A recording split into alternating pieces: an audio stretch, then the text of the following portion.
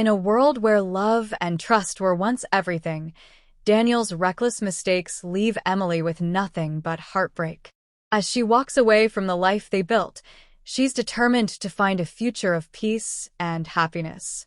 But when Daniel realizes the depth of what he's lost, it might already be too late to win her back. Stay tuned, because you're about to watch a story filled with an emotional journey of regret, healing, and new beginnings. Will love find a second chance? Or will the past prove too strong to overcome? Hello, family. Welcome to Storytime Mutually. Kindly subscribe to my YouTube channel for more interesting stories. Like and share this video to your friends and loved ones. Your support and engagement encourage me to post more videos. Thank you as you do so. Sit back, relax as we dive into the story. It was a cool Friday evening in Willow Creek. The sun was setting, painting the sky with soft shades of orange and pink. Emily Roberts stood in the kitchen, gently stirring a pot of mashed potatoes. The smell of roast chicken filled the air. She had spent the whole afternoon cooking Daniel's favorite dinner, just like she used to in the early days of their marriage. She wore a soft blue dress, simple but elegant. Her long brown hair was tied back neatly, and she had sprayed a little of the perfume Daniel once told her he loved. She remembered him saying, "You smell like heaven when you wear that."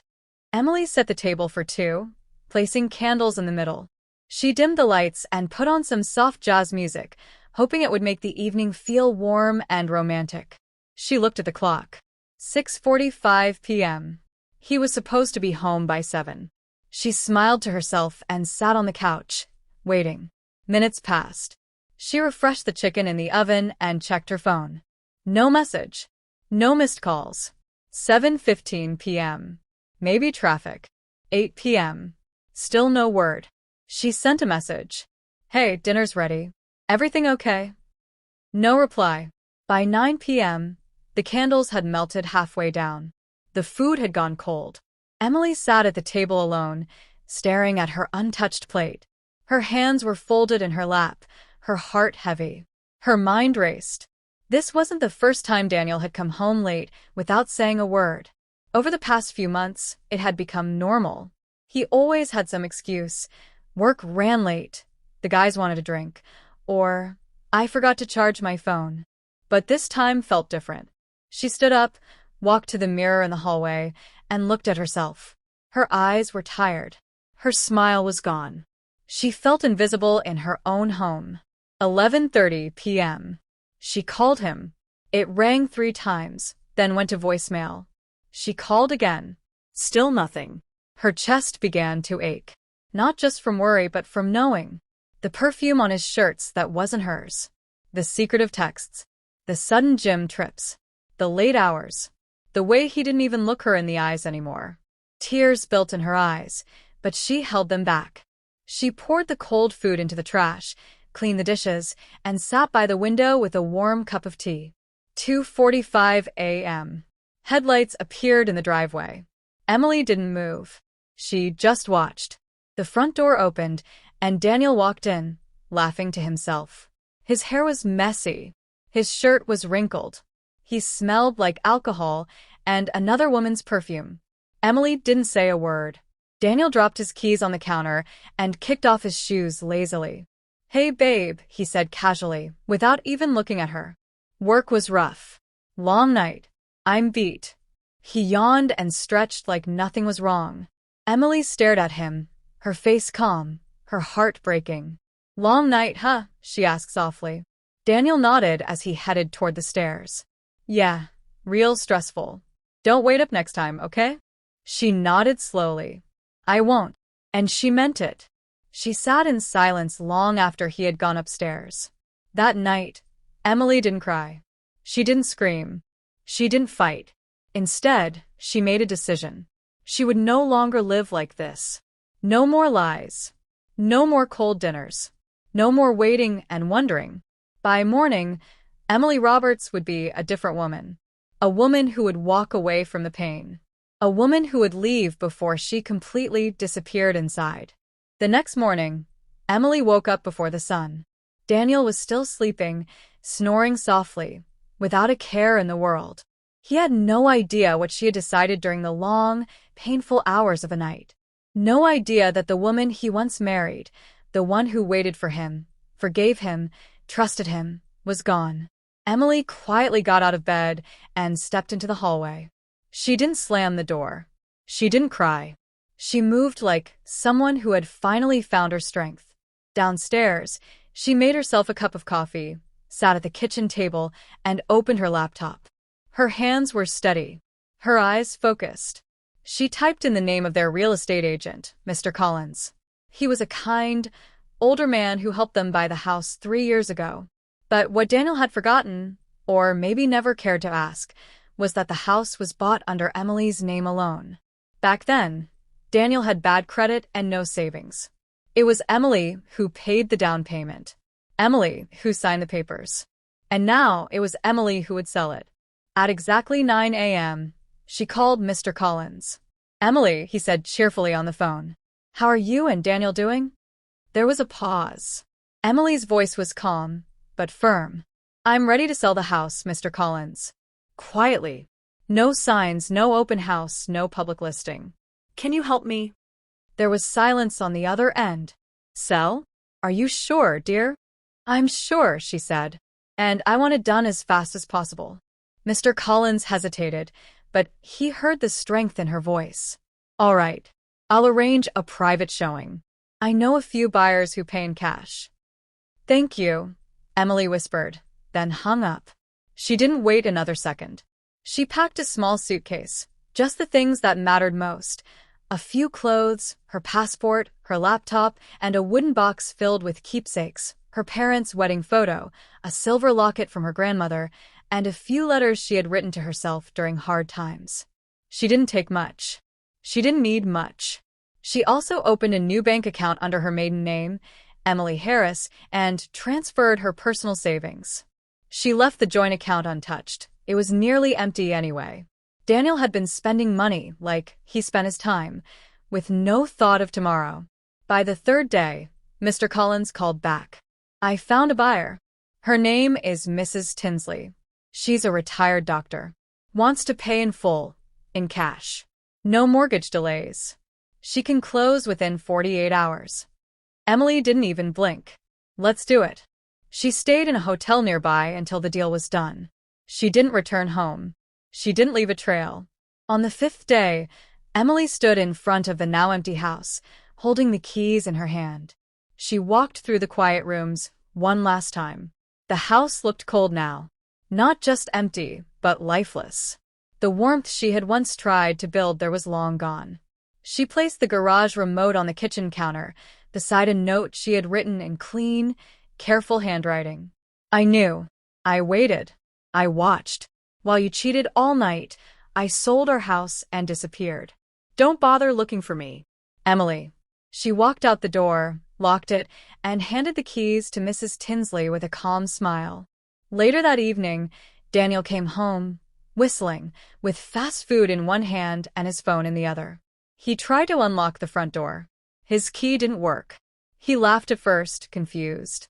Tried again. Nothing. He rang the doorbell. No one answered. He looked through the window, and his smile faded instantly. The living room was completely empty. His heart started to race. He ran to the back door. Locked. He called Emily. Her number was disconnected.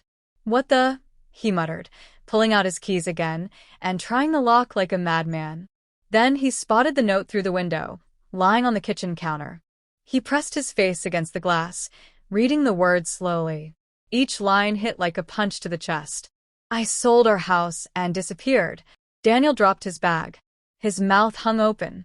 He stepped back from the door, looking around like someone had stolen his world. Because they had. Daniel stood frozen in front of the house that used to be his. He tried to breathe, but his chest felt tight.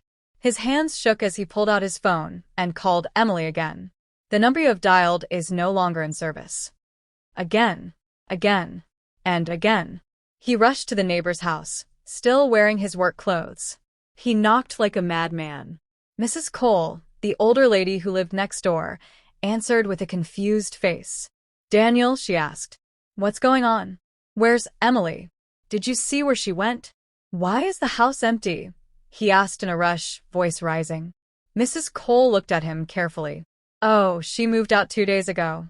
Said she was starting a new life. That's all she told me. New life?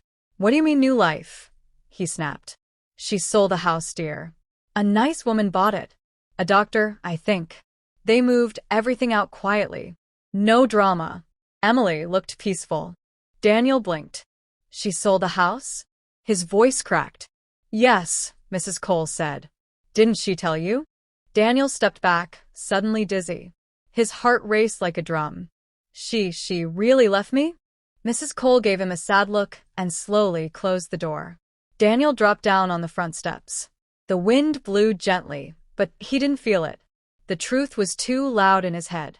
Emily was gone, and he didn't even see it coming.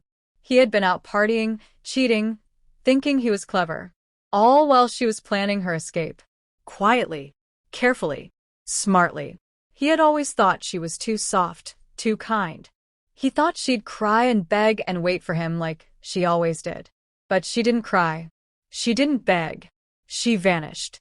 He tried calling her sister. No answer. He tried calling her old best friend. Blocked.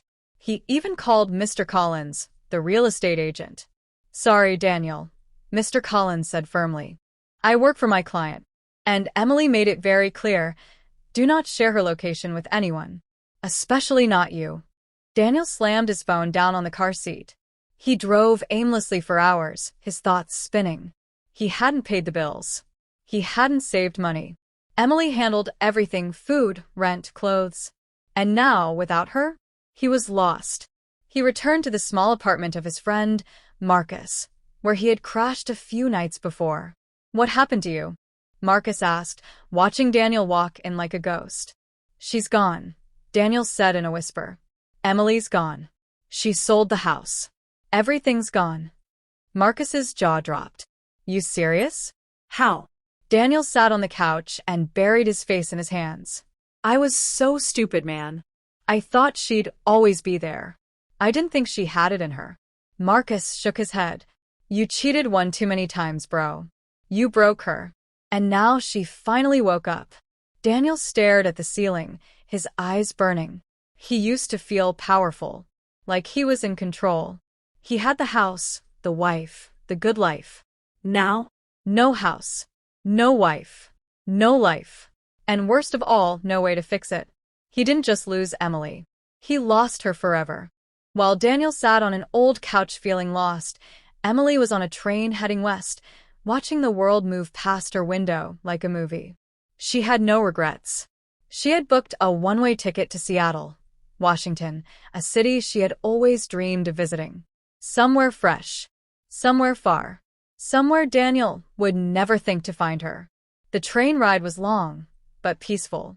She watched the trees, mountains, and small towns go by. She listened to soft music, sipped coffee, and read an old book she brought with her. For the first time in years, her heart didn't feel heavy. Emily had never felt so free. She had used some of the money from the house sale to rent a small studio apartment in a quiet part of Seattle. It was simple, a single room with big windows, white curtains, and a tiny kitchen, but it was hers. No more lies. No more cheating. Just peace.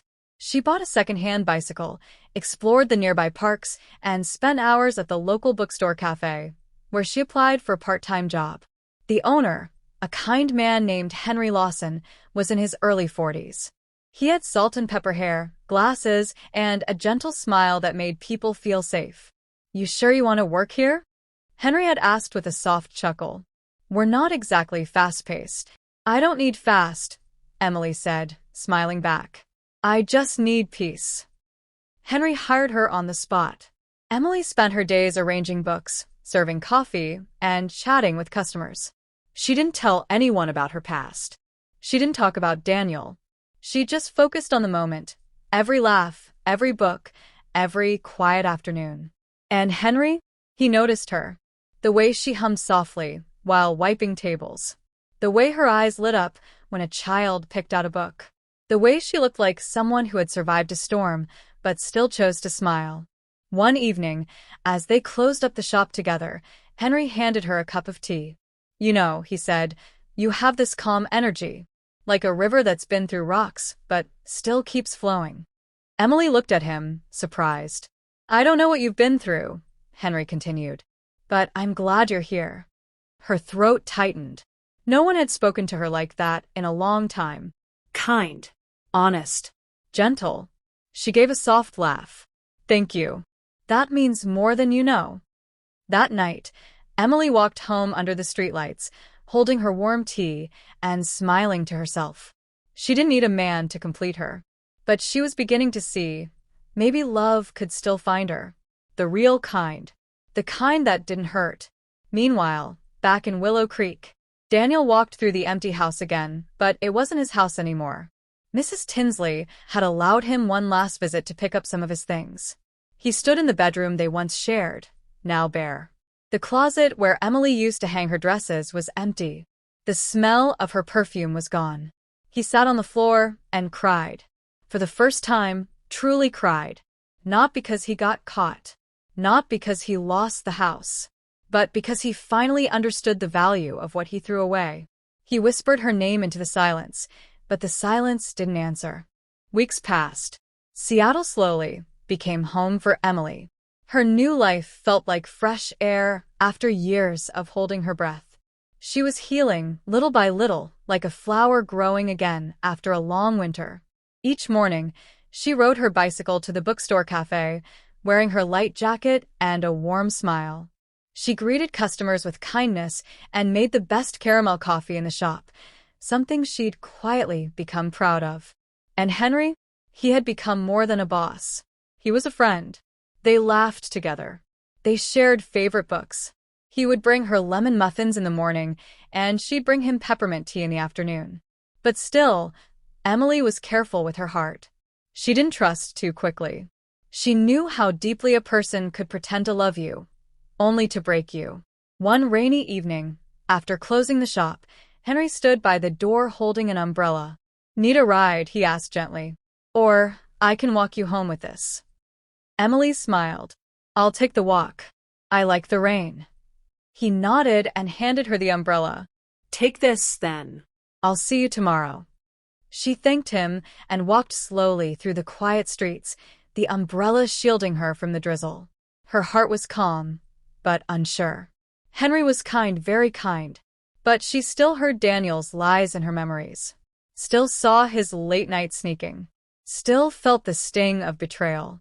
Could she trust again? Could she love again? That night, she sat by her window, watching the rain hit the glass, and for the first time, she wrote a letter. Not to send, just to feel. "Dear Daniel, you didn't just cheat on me. You emptied me. I gave you everything, love, loyalty, a home. And you gave me lies. But I've forgiven you now, not because you deserve it, but because I deserve peace. And I've found it. I hope one day you find peace too, but not in me. Emily." She folded the letter and placed it in her drawer. She smiled. Not a sad smile. This time it was strong. Meanwhile, back in Willow Creek, Daniel's world was falling apart. He had been kicked out of Marcus's place. No money. No job. His clothes were stuffed in the trunk of his old car, which now served as his home. He looked in the mirror and barely recognized himself, unshaven, tired, eyes dull with regret. No matter how many times he tried to call her, message her, email her, Emily was gone. And deep down, he knew she wasn't coming back. One night, as he sat in the parking lot of an all-night diner, he pulled out an old photo of them on their wedding day. She had looked so happy. He had looked so proud. He stared at it for a long time, then finally whispered, "I lost the only person who ever truly loved me." It hit him hard. Not just the loss, but how blind he had been. Emily had been his shelter, his peace, his partner. And he destroyed it for one-night thrills and empty promises.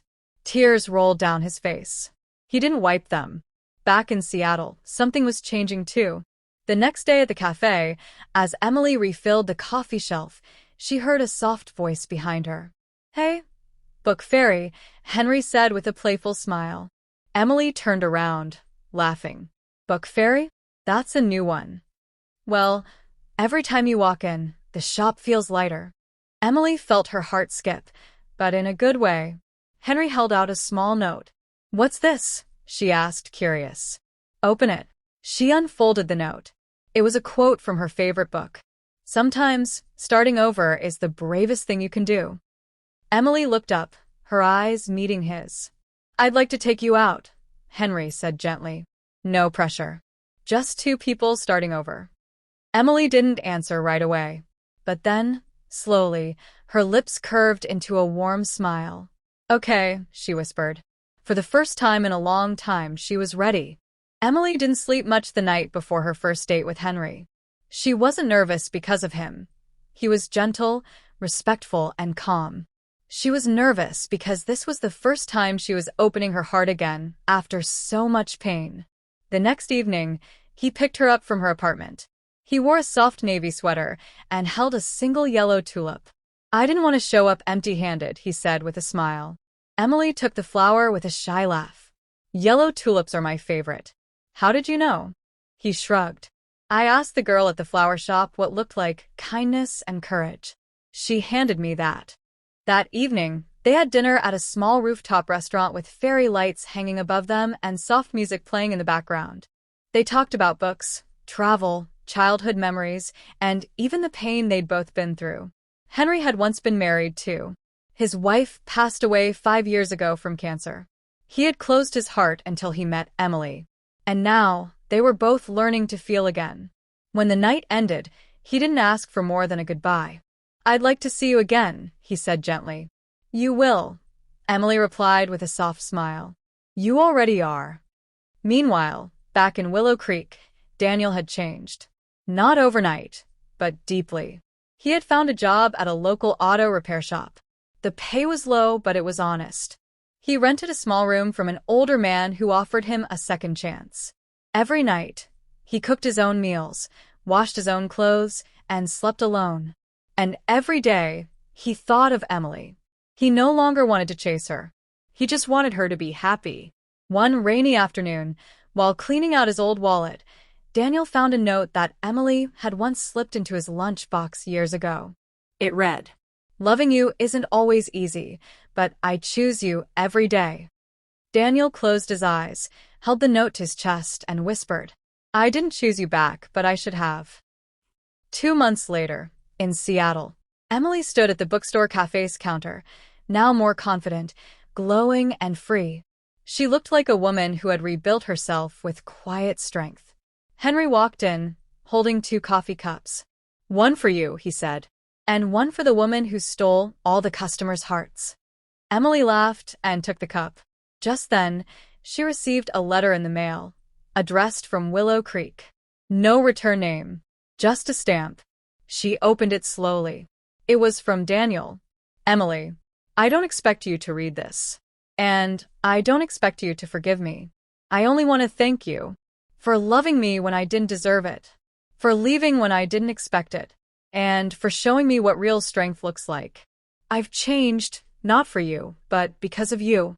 And I'll carry the lesson of losing you for the rest of my life. Be happy. That's all I ask. Daniel. Emily folded the letter slowly. She didn't cry. She didn't smile either. She just breathed.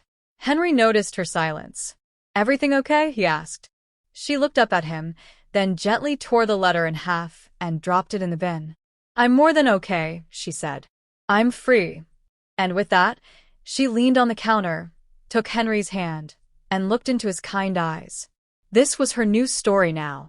A story of peace. A story of love, not because she needed someone to fix her, but because she had fixed herself.